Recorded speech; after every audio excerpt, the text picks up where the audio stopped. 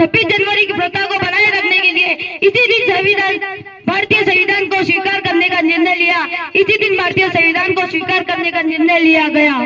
यह लिखित और निर्माणित होने के साथ ही दुनिया का सबसे बड़ा संविधान है। और खास बात यह है कि इसमें विभिन्न देशों की संविधानों की अच्छी बातों को जगह दी गई है। मताधिकारी की व्यवस्था भारतीय संविधान में की गई है। भारतीय संविधान एकाकी और न्याय स्वतंत्रता प्रणाली की व्यवस्था करता है। ऐसी बहुत सी खूबियां है जिन्हें नागरिकों के जीवन को बेहतर बनाने के लिए भारतीय संविधान में जगह दी गई है। भारतीय संविधान में जगह दी गई है। हमारा संविधान अपने आप में समर्पित है, अपने आप में समर्पित है। जो नाम मिटा नहीं सकते इतिहास से, जो नाम मिटा नहीं सकते इतिहास से, वो शोलों से गुजरे हैं इम्तिहान से, वो शोलों से गुजरे हैं इम्तिहान से। और वो मरकर भी जिंदा है आज तक, वो मरकर भी जिंदा है आज तक। जो वादा निभा गए हिंदुस्तान से, जो वादा निभा गए हिंदुस्तान से। इसके बावजूद भारतीय गणतंत्र के संशय में बहुत सी चुनौतियां हैं, जो इतना वक्त बीत जाने के बावजूद जैसी की वैसी हमारे सामने खड़ी है। भ्रष्टाचार, देश में आजादी आने के बाद भ्रष्टाचार में लगातार वृद्धि हो रही है। जनता मूलभूत सुविधाओं से वंचित है। अधिकारी, नेता, मंत्री, सरकारी अफसर, कर्मचारी जिन पर जिम्मेदारियां हैं वे उन्हें ईमानदारी से नहीं निभा रहे हैं। हर कोई गलत रास्ते से पैसे कमाने में ललायित है। जनता की सेवा से जुड़े राजनीतिक क्षेत्र में अपराधी और भ्रष्टाचार लोग हैं। अपराधी और भ्रष्टाचार नेताओं से ना ही देश और समाज का कभी भला हुआ है और ना ही होगा। भारतीय संविधान में देश को धर्मनिरपेक्ष रखा गया है ताकि देश में सब नागरिक सम्मान हो, किसी के साथ भेदभाव न हो। लेकिन राजनीति के दलालों ने इसके तले को उजाड़ कर रख दिया है।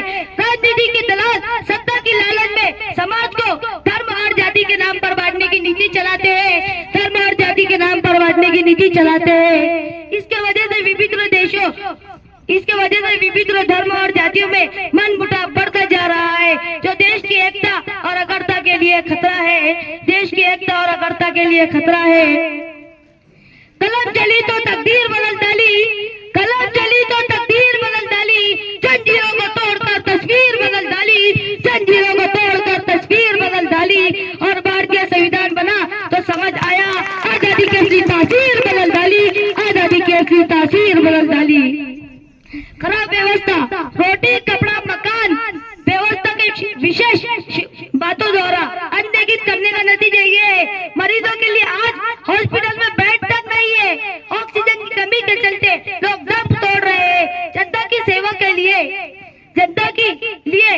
अच्छा इलाज तक नहीं है। देश की समस्याओं को दूर करने के लिए वर्तमान व्यवस्था को बदलना जरूरी होगा। भ्रष्टाचार लगभग हर समस्या का एकमात्र जड़ है। अगर इसको खत्म कर दिया जाए तो धीरे धीरे बाकी समस्या भी कम होने लगेंगी। देश में राजनीतिक व्यवस्था को बदलना भी जरूरी है। इसके लिए राजनीतिक दलालों को अपनी कार्यशैली को बदलना होगा और तथा ईमानदार लोगों को राजनीति में आगे बढ़ाना होगा।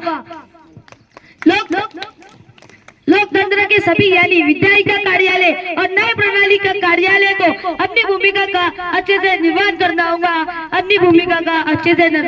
होगा।